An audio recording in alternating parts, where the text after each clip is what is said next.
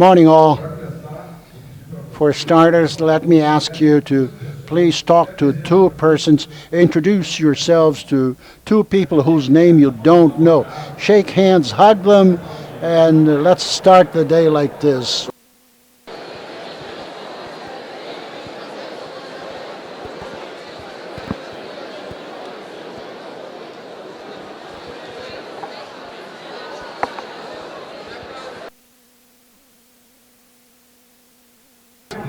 Keep on doing this along the event. At every session that you begin, every coffee that you go take, stop and talk to two people that you haven't met yet.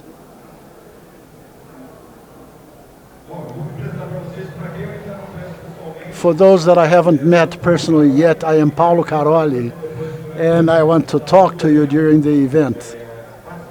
I will be participation in the sessions and drinking a whole lot of coffee. Let's talk. Today I want to share with you, there is a lot of things about Inception here, but I will share my story with you about lean Inception, but telling you about my story, my context, and what brought me here today. To start with, message, think big, start small, learn quick.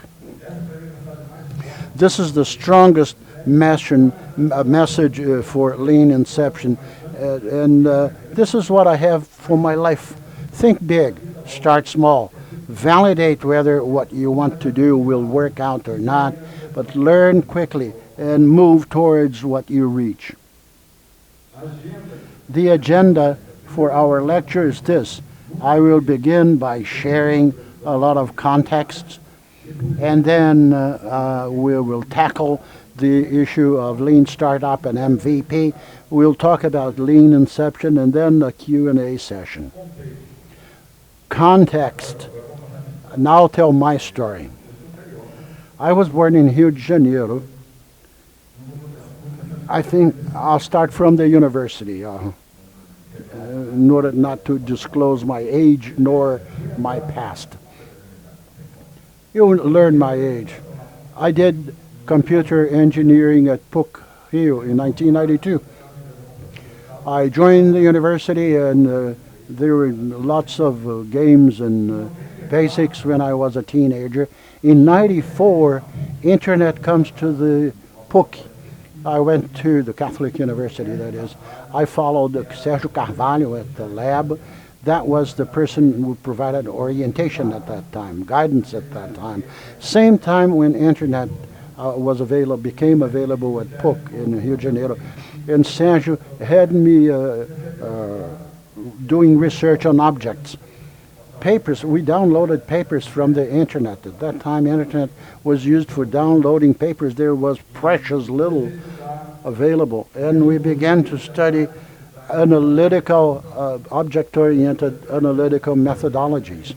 This professor had a project whereby we tried to develop a tool and draw some methodologies which were object-oriented and create a code. And I remember Booth, Humble, Jacobson. Each one had a methodology to draw boxes and sequencing diagrams and so forth. And we had a handful of these methodologies in order to choose tools to write code. Rational, sometime later, hired people, 3 people, creating a tool called rational rows and the rational uniform process, which really killed off the tool we created at PUC Rio. I was always very interested in this, and my master's degree thesis was about the creation of objects to create a methodology, an architecture for the internet. This is between 1997 and 1999. In the year 2000, I went to the United States, where I worked at the Silicon Valley. During my master's degree, I participated in conferences in the United States. I sought a job there. In 2000, I moved to California, and my master's degree thesis involved an object-oriented or more object-revered architecture in layers. Canterbury was oriented towards objects, and I followed a line on design papers oriented to objects.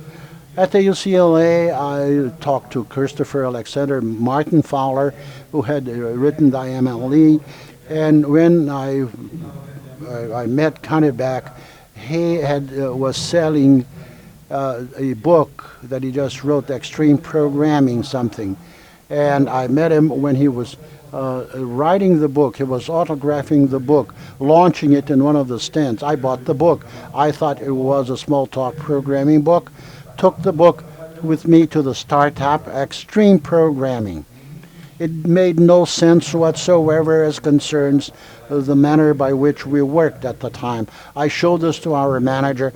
He laughed and said, "Paulo, don't go extreme on us. That is, take it easy. Take it easy." But then I used agile methods. I used PDD.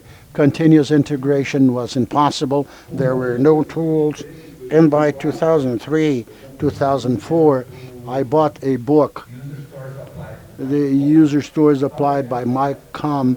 I wanted agile methods as a developer. There were issues. People started talking about user story, and I read it, and I was working with startups, continuous integration, PDD, and so forth. And in 2006, in Agile Methods, and they published a number of articles and blogs every day. And this was in San Francisco. At PhotoWorks, Jeff Patton was working there at this time, and he published this book, User Story Mapping. He liked that too, user stories, and he liked the initial phase of a project. That at the Hooped era in 1999, that had a name. It was called Inception. The rationale when it created IML had the rational unified process, creating a tool, and in the rational unified process they developed 5 stages of processes of software development. First was Inception, a very long phase with the understanding of what we had to do, the crafting of the architecture, the prerequisites, and planning the release of what was going to be devised. In 2006, Jeff Patton also liked the name Inception, and some people liked this name, but Inception changed its style. It became less focused on architecture, but focused on understanding the requisites, but veering towards stories. They had a lot to do with design thinking, user-centered design, to understand the personas, their journey, and to understand the user stories. This is their book, his book, User Story Mapping. I took his show and have the personas there, besides the things that we have to understand about users and so forth. PhotoWorks was working there. Jonathan Hasmundsen is one of the precursors of extreme programming, and he was a developer at the time. And I had a lot of proximity to Jonathan Harmonson. He created something that he called the Agile Inception Disk, an enormous PowerPoint with a number of features that he used in Inceptions where he participated, starting with the project, a number of business organizations, and he talked about this evolutionary structure. And joining what I learned from Jonathan Rasmussen, and all the other. It was a lot to do over a month, but it was all right because Inception was very long, and I became the facilitator, an Inception facilitator. I was involved in all the inception of my projects, and I began to develop inception of other projects. In 2008, I moved to India, and I moved to India where I remained for 3 years. I worked at the largest project, 200 people working for TW in Agile projects, a single project. And Jess Humble at the time was writing the book Continuous Delivery with basing on this project, and he needed a lot of help in contents delivery. And I began developing inception of several teams. And this, I had to go to England very often. I love whiskey, so I bought whiskey in England, brought everything to India. And I continued as a facilitator, an inception facilitator. Then in 2007, I moved to Porto Alegre and began working for the United States.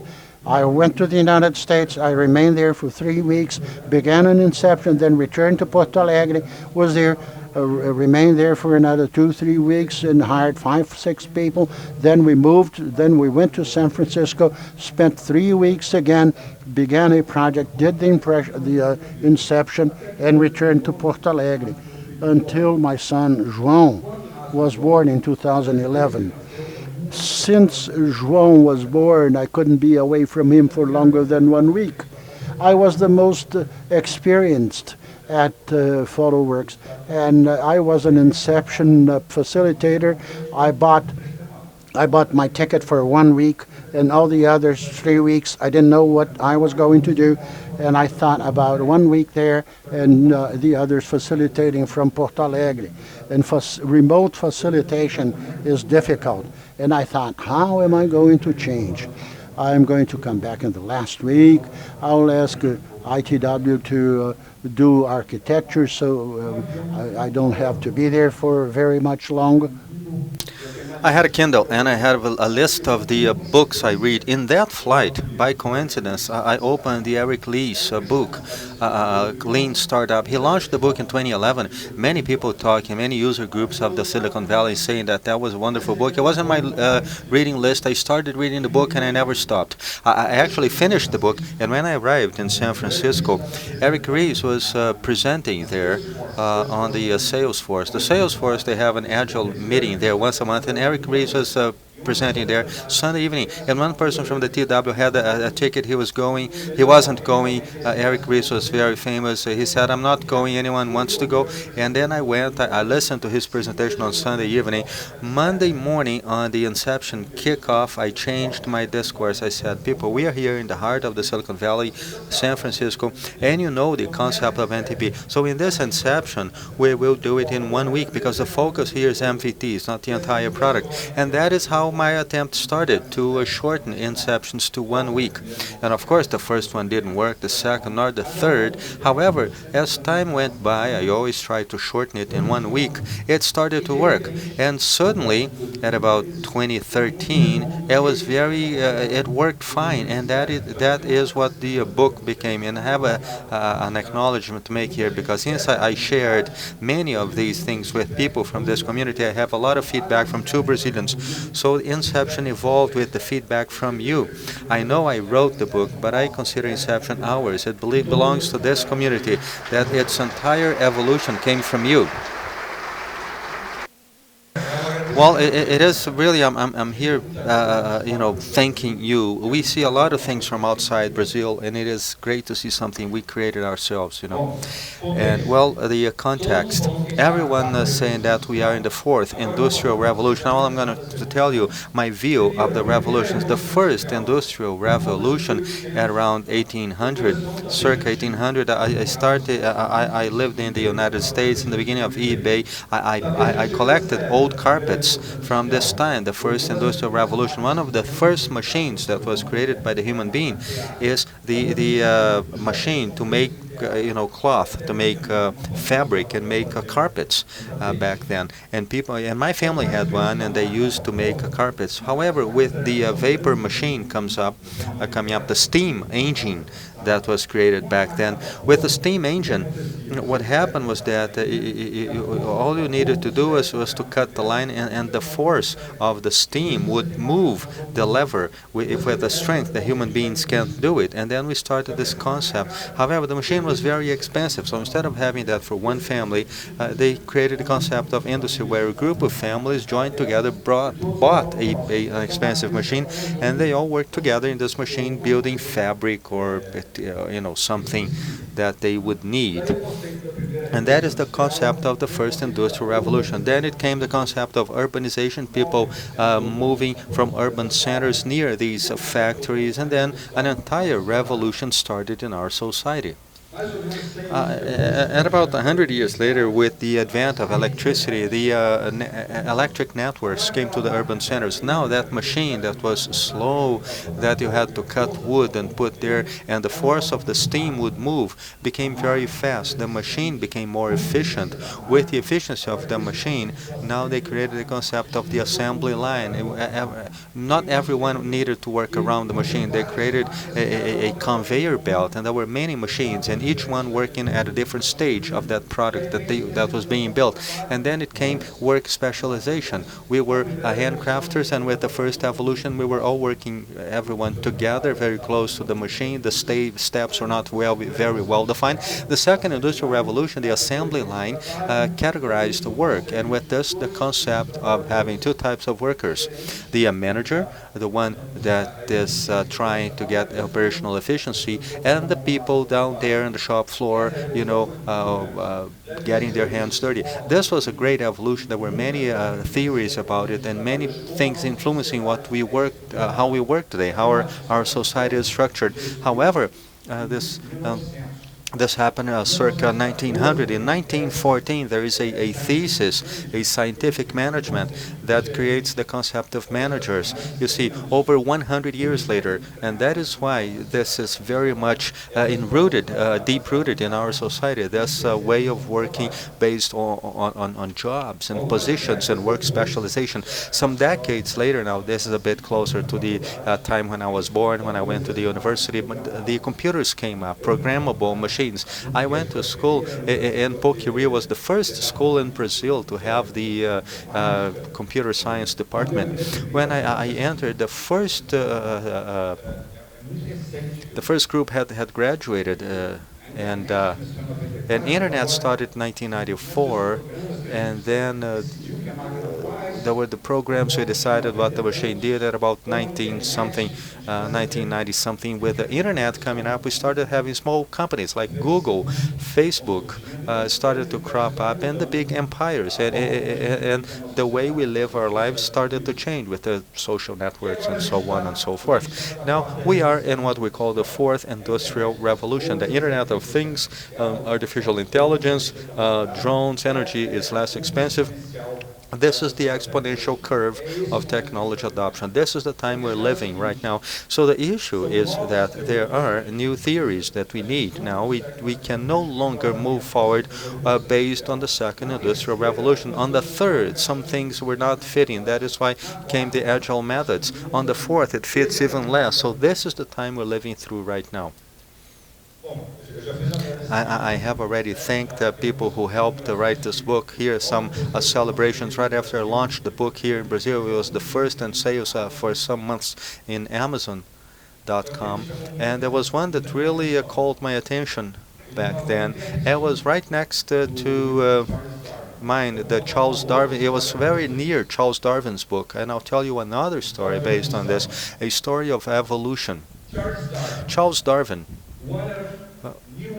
The year was 1831. The King of England wanted to explore the New World, the Americas. He then set up, he asked his the Navy commander there of the British Navy, and he said, well, set up an expedition and go explore the Americas. The Commander Fritz looked for some people to go with him on this trip. Among them, there was Charles Darwin. He was 22 years old. And the story is that Darwin belonged to a relatively wealthy family there in England. His his father paid a medical school for him. He wanted him to be a physician. He did not like medicine. He liked biology. He quit medical school and he fought with his father. He was not doing well in the family. His uncle was a friend of Commander Fritz, of Captain Fritz, and he said to him, well, go on this trip, on this trip and be away from your father for some time.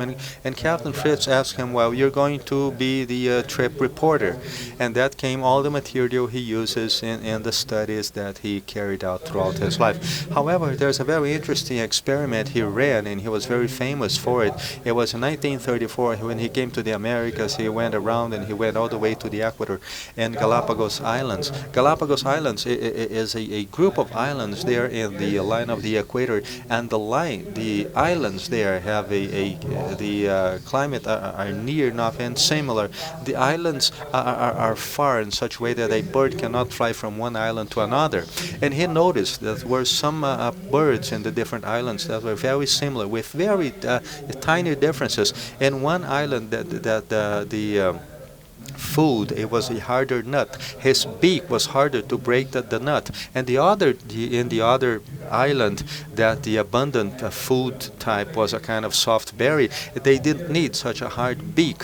And one that had insects in the palm tree, the beak was very thin and long. So he concluded that throughout the years, the species evolved according to the element, to the food present in the island. So he took some experiment. He took birds from one island to another island to see what happened. And what happened was that most of these birds died of starvation, not because they couldn't feed themselves, but they were slower than their competitors who were used to that food, that food that was abundant in that island. However, one of them did not die.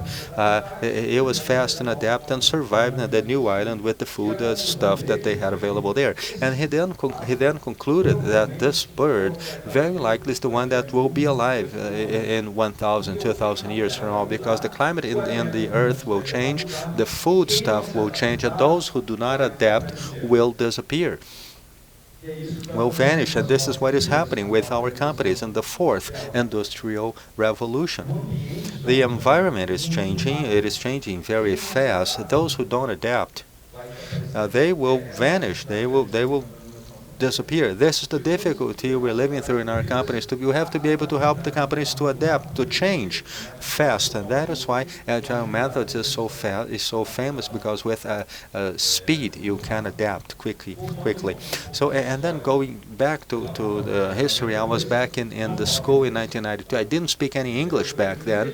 I read in English because the books in English were much less expensive in English, because translated books were very expensive. However, our field requires a lot of English, and then in 1994 I decided to study English. I sold a computer my dad had given me, and then I went to spend 1 month in the United States to study English. I went there in 1994. I was really impressed with Kodak. I had never had a camera, and then I bought a very inexpensive camera because we couldn't find film anywhere. It was the first time I could take a picture at 20 years of age in 1994. So what happened was that I came back to live in the United States in the year 2000. A few years later, and Kodak had gone, but there were Kodak everywhere in the markets. There were some benches there, people sending Kodak film, photographic film. 6 years later, in the United States, the Kodak company had been gone. And I was living in the United States in the year 2000. I sold everything I had in the United States. I had $1,000. I was rich. I went to the United States, the heart of the Silicon Valley. The rent there for my apartment there was $1,200. And I said, well, that's not good enough. I had some friends there. No, go to the bank, get a loan, buy a car. Things are different here. And I said, I don't want to contract a loan. Then I bought a bicycle. But life in the United States, there in the Silicon Valley, which is not San Francisco, it's more down to the south, everyone had a car. So this is a picture. A friend went to visit me, and I went to wash clothes. I collected my clothes. Though I had went to a laundry. I filled a bag. I biked to a laundry, and I went to take a movie at Blockbuster. Blockbuster was huge. All the cities had many blockbusters. I went to the Blockbuster Friday night, get a beer, get a movie, and on Monday I had to return those movies. Blockbuster had a drive-through, just like the McDonald's. You don't have to go in line. It was closed in the morning. I was going to work, but I biked to work, so you had to return at the drive-through box. Everyone goes in a car. I went in my bicycle, in the car line. I went there and I returned. I didn't feel good. It was strange back then. Everyone in the United States had a car, almost everyone. And a friend of mine said, well, there's something called Netflix at Los Gatos. This is the website, netflix.com. They send you the DVD. In the year 2000, I started using Netflix. A few years later, that Blockbuster that was huge closed down. All Blockbusters that I knew in the city of San Francisco and the region around closed down when I lived there in 2007 to 2008. So change, people, happened very fast. Blockbuster was a giant, was huge. Some examples here. Netflix.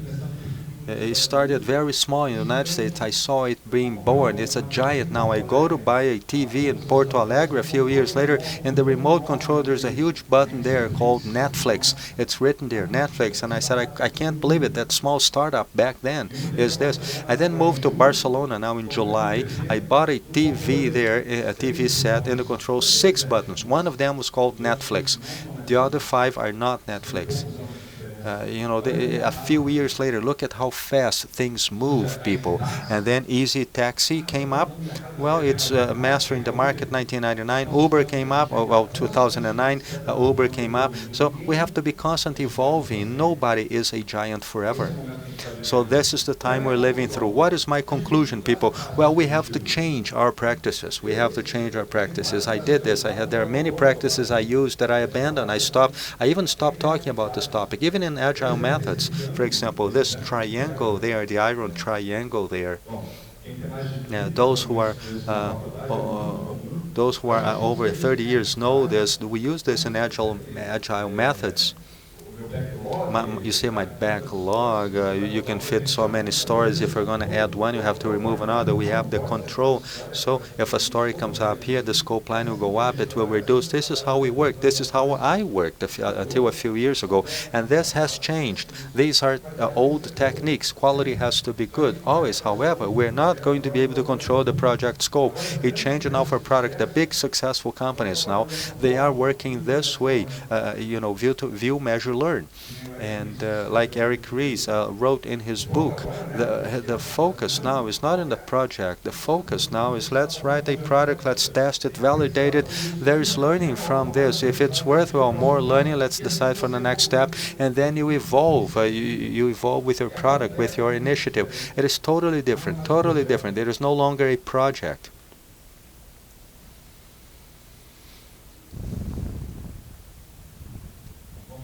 So let's move on.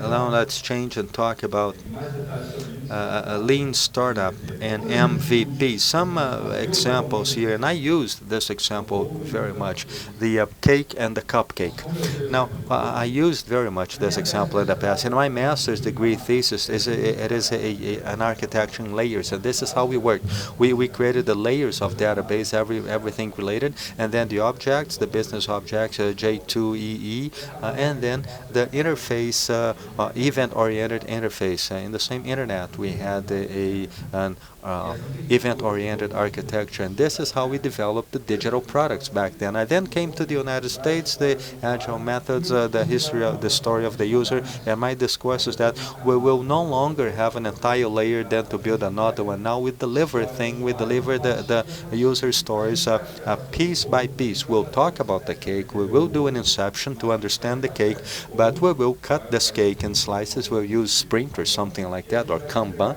and we'll deliver the piece by piece. Each piece is complete, the interface all the way to the database. And how how much I talked about this in many talks and papers I wrote and talks with customers. Then when I started working with lead inception based on MVP, it is a mental node because my discourse no longer fits. And today I know I am no longer baking a cake. We're baking cupcakes. And it is not only one cupcake, you make many cupcakes. You think you understand what your customer needs. Your customer says, I believe I need a cake. Instead of planning and building a cake, you make cupcakes. The cupcakes is a complete experience, but it's much simpler, but it has the cherry on the top there of the cupcake. Every cupcake is beautiful, wonderful, but very small. And the cupcake, you never bake only one. You bake 3, 4, 5. You put it in front of him and look and see which one he prefers. And that is the one he will move forward. There is a marriage, a wedding company in San Francisco, in the Silicon Valley. Many companies there use this do, measure, learn. In San Francisco, there's a company selling, wedding cakes like this. There was a website back then. There was a website. You fill out there the name of the couple and the flavors they like, and you set up an interview. When you went to the interview, there was a tray with many cupcakes there with combinations and decorations based on the style that you had chosen. You would taste and say, well, I want my cake like this, and then the company would make the cake, the wedding cake, knowing that they will be right in the flavor and the presentation that you wanted. Well, that was wonderful. Just telling stories, time just flies, doesn't it? Well, my book came to complete the Eric Ries's book, and in his book he talks a lot to the business. Lean Inception is how can I align a group of people to decide what is my MVP. I will accelerate a little bit here, people, and move a little faster.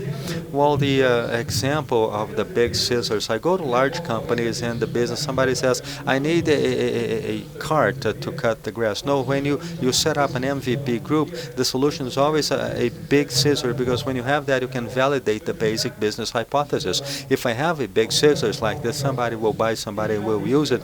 Is there any enough grass to be cut? Well, the big scissor is available there, and see, and you cut, and see if that happens. This is the MVP concept. What is the minimum viable to make this business feasible? And after you validate, you evolve your product from MVP to MVP according to the feedback used. Well, I have a back pain. What if it's a long cable? It's hard. If there is a wheel. So you validate each hypothesis, each user feedback until you get to your final, lawnmower cart. Look at the iPhone. Look at the genius of Steve Jobs. He launched iPhone. The first Steve Jobs has a style. He said the user does not know what they want. He's more lean startup. He created iPhone, the app platform was not ready. He launched even without having the app platform ready, but with the promise that it was ready, saying the architecture was ready, and that was a lie. I know someone who worked in his team. The connection was worse than that of his competitors. There was no GPS in the first iPhone, but the technology was available. Many of his competitors says there was a bug there. A developer had a bug there, the copy-paste bug. You couldn't do a copy-paste, and the developer developed it and said, give me 3 weeks and it will be ready. He didn't wait. Does anybody have any question of his strategy?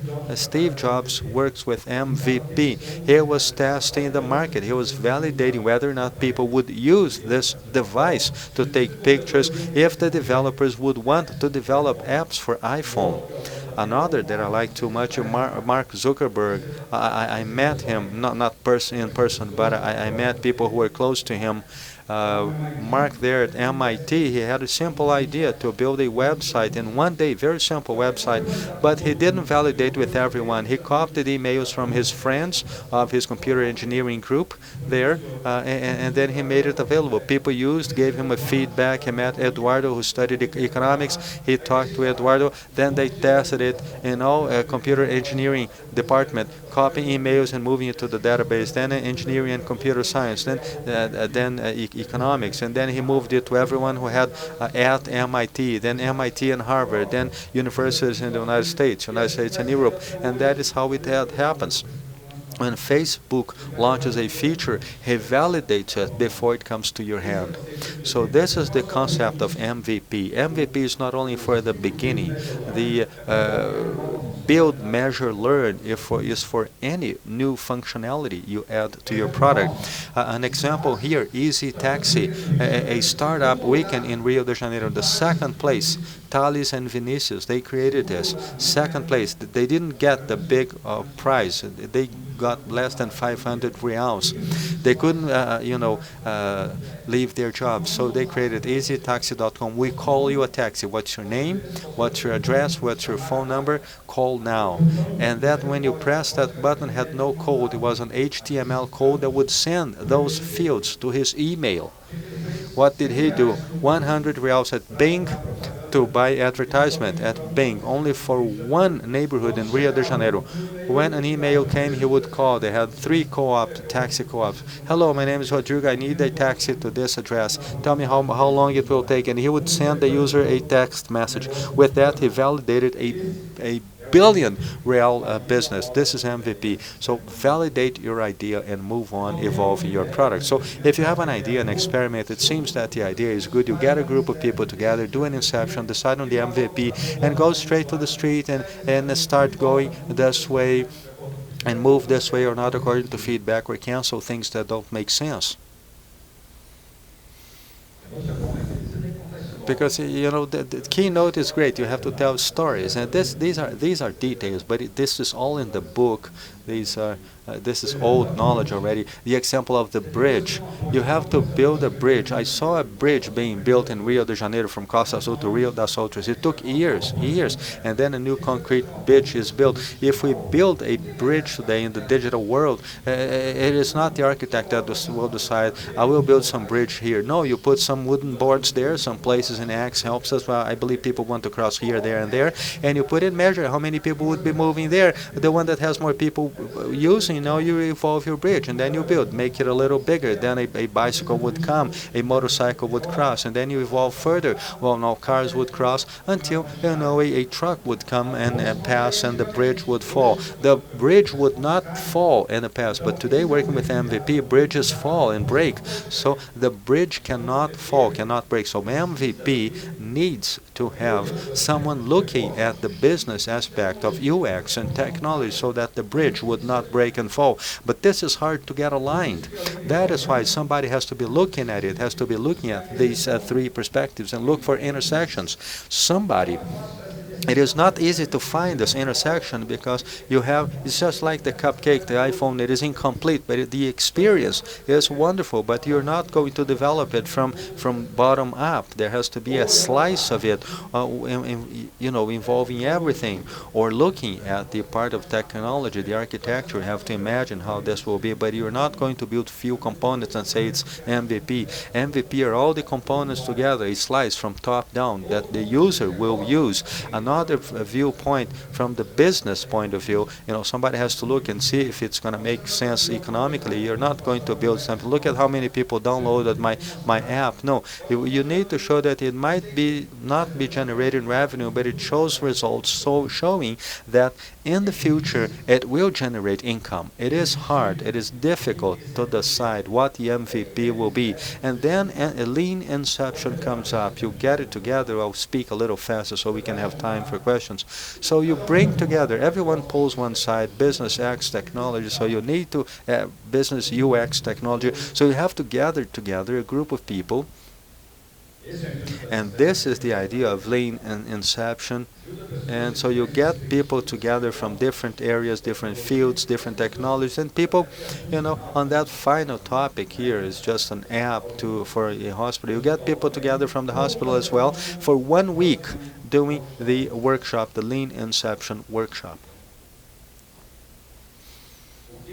What is this lean inception workshop? Well, it is a 1 week schedule, a 1 week meeting. Now we have over 500 inceptions. It does not work in less than 3 days. Don't do it in 2 weeks, otherwise it is not lean. It is 1 week. You start with a kickoff, then some activities looking at the business perspective, some other activities, plus the UX perspective, some technologies, some looking at 3 things, and at the end you have the MVP Kanban, and then you do a showcase when you show the result of that week's work and the alignment of the entire group on what is MVP, the strategy of evolution of that product. I will very quickly show here the activities. This is all in the book and the blog. Many people already use this in Brazil. A view of the product, then you do a yes, no, don't do, an activity to share the knowledge of the personas. Then you do a brainstorming of features, functionalities, looking at the needs of the business, the needs of the people, what functionalities, what features should we create. Then a technical review of UX and business for each one of these features, comparing them, in relation to one another. I thought it was going to kick me out here of the stage. Well, think about the journeys of the users, and then looking at that, look at the features, the ideas of products, and think how can you improve the lives of users with some feature of your product. Having done all of that, use the sequencer. Put in order everything you believe should be worked upon in your product, then the sequencer, and then the canvas MVP, where you prepare the strategy for your MVP. Then I ask you, what artifact is the most important in lean inception? And I will answer this. There's no artifact. People are the most important thing. Inception, lean inception is beautiful, wonderful. You come up with a plan, but the important thing are the people who will make those plans a success. Especially with the MVP, we created MVP that goes back many times. So the important thing is the doing, the relationship, the commitment, the connection we have among people, so that they can work together and search for success. Because the plan will go and come many times, but this is a very useful artifact to present your strategy. The first step, which is the canvas MVP, and there the MVP proposal for those who have work in a very segmented market, the journeys, what are the functionalities, the maps you have, the expected outcomes, and what is the cost of the schedule. And look at how interesting this has. This canvas brings together two important aspects. On the one side, you have the users, the journeys, and the actions you're changing in their journeys. It is a cycle of design thinking. Your understanding of the user, what are you going to do to improve their lives. On the other side, which is more Steve Jobs, who says that the user doesn't know what they want, it is build, measure, learn. What I'm building, what I'm measuring, to generate knowledge, to validate whether or not I'm going to develop iPhone on this direction. So the canvas gets together these two perspectives. It brings together these two perspectives. Lean startup, based on that, the user doesn't know what he wants, and let's put in his hands, let's learn from him. To user-centric design, let's understand their needs to propose something. Canvas MVP then brings these two together. Lean inception brings these two things together. Let's talk about the knowledge we have of users, but we have the idea of working with MVP to generate knowledge, and that is why we get into this cycle of learn and evolving the product based on the lean startup user-centric design. And here, going back to when I started, you have to think big, start small, and learn fast. Learn fast. This is the idea. I spoke very fast so that we could have some time for questions. Well, people, the world is changing very quickly. The companies need our help because everything is changing very fast. We need this learning. We will have to think big, yes, but we have to start small and learn fast. Are you ready for the fourth revolution? Well, thank you very much.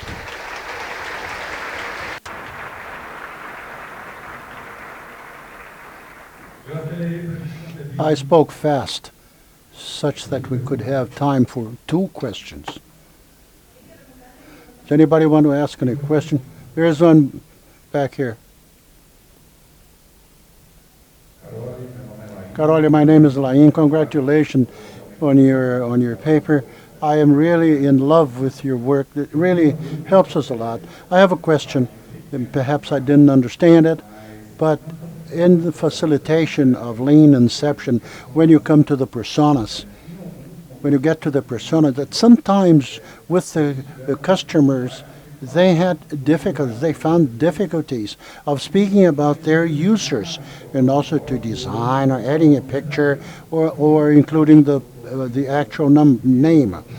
We opted, in some cases, they opted for a nickname. And I felt this difficulty of the type, well, I'm talking about a person. It may very well be that this person won't like it. This person could be in the room and not appreciate that. Or does this happen? Well, talking about a persona that may be in the room or not, I prefer not to add any pictures. We have to be respectful and always on the positive side.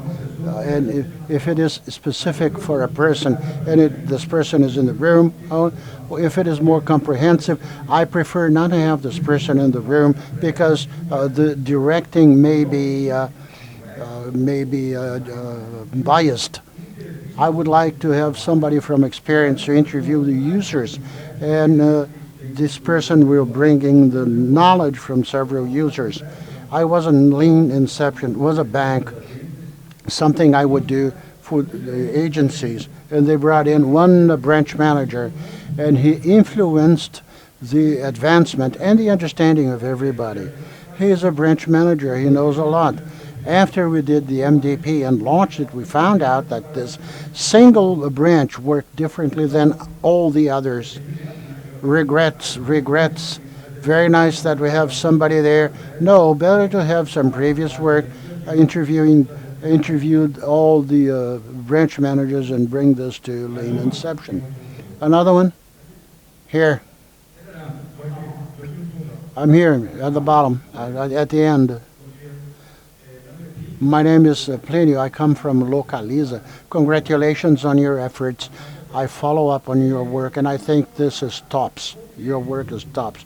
Concerning the product code maps, in my mind, I share everything that has been stated, and I am very much in favor of short cycles and constant feedbacks for the adaptation process to happen. But it is common for people to have a project mindset, to wait, for example, for a rather long-term view as concerns the product. If you look at the group's view, it would be something along this line, however, less technical. And there's those who uphold that I cannot see any longer than 1 quarter because the level of uncertainty is such that we may incur waste. But you may have a position in pivoting and reach a vision close to that, to what is desired. But I'm still meditating on how it would be interesting to have a 1-year view and adapt them through feedback or ignore that, in fact, and live uncertainty. I would like to hear your opinion. This will depend on your context and on people. And we cannot treat a large-size company as a startup. If anybody wants to verify a long roadmap, you have to have a long roadmap, even though you're going to pivot, and this is waste. But what is the idea of Lean Inception? Think big. Think big. You can build a roadmap in the sequencer, but at the very high level of features and functionalities, and you only do the MDP. That is the difference between Jeff Batten and me. On user story mapping, he described everything in the user history. So you have a very long detail.